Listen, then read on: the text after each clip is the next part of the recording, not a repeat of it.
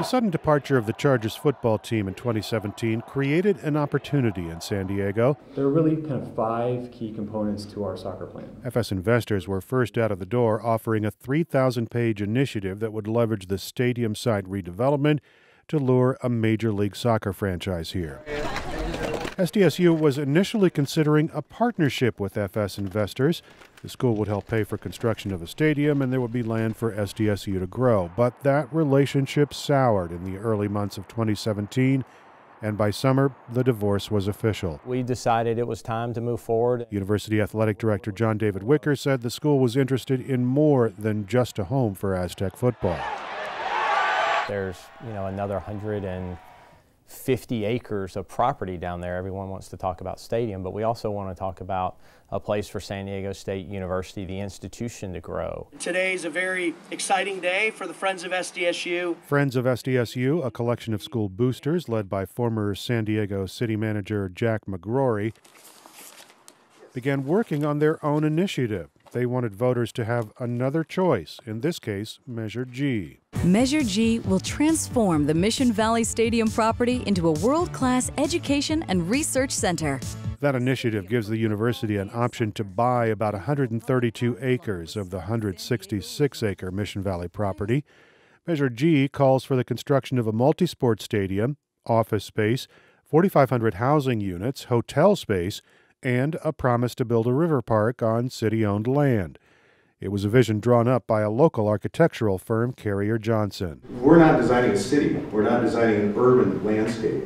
We're designing a campus. That $3 billion vision was unveiled just before last Thanksgiving. Then interim SDSU President Sally Roush said the entire region stood to benefit from the school's growth. Mission Valley represents a once-in-a-lifetime opportunity to acquire approximate property where we can grow. The school's vision included drawings and animations that are widely featured in the Friends of SDSU material promoting Measure G.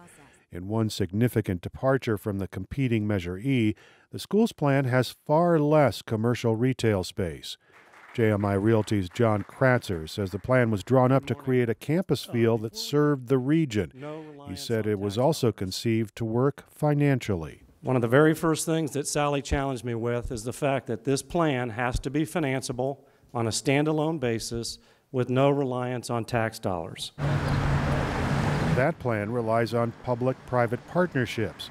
University officials pointed to the Montage development, a housing project just south of the main campus, as an example. Erik Anderson is the school's director of housing. And so in the public-private partnership, it is the developer who is developing that land and then taking on all that risk. In exchange, Capstone Properties got a long-term lease on the property and locked in a single-digit rate of return on their investment for decades. This particular project generates no property tax for the city, but university officials say the public-private partnerships in Mission Valley will generate tax revenue. How much remains unclear, but the San Diego Taxpayers Association has completed an independent analysis of Measure E, Soccer City, and Measure G, SDSU West. The fifth part of the report talks about tax revenue and fiscal analysis. Haney Hong is president and CEO of the association, and he says his group is not taking a position on which measure is best for San Diego. And our analysis shows that when you compare the two, Soccer City results in more tax revenue for the city of San Diego. About $4 million for Soccer City and about $2 million for SDSU West, according to the report. The SDSU West initiative was also criticized by City Attorney Mara Elliott, who called it overreaching, but her move to have the measure removed from the ballot was rejected by the courts. Measure G backers remain energized. SDSU West spokeswoman Katie Temple says the sweeping redevelopment plan is the best option out there. This is the best initiative for the region of San Diego because it will grow the campus in an open and transparent process, and it will also grow the economy, which means that it will benefit the entire area for years and years to come. Temple says Measure G backers want to give the university a chance to develop a campus-like environment in Mission Valley, one that includes a sports stadium, housing, classrooms, and open space. Temple says a lot of supporters have endorsed the SDSU West vision. We have a lot of support. We've got a big coalition of support and endorsements, which we're grateful for, and we want to take that to the next level and have them mobilize all of their contacts so that we can reach as many many, many people as possible. The issue lands squarely in the hands of City of San Diego voters when they choose between Measure E and G next month. The measure with the most votes, over 50%, passes. If neither reaches that 50% plateau, both would fail, leaving the city to consider an alternative future for the stadium property. Erik Anderson, KPBS News.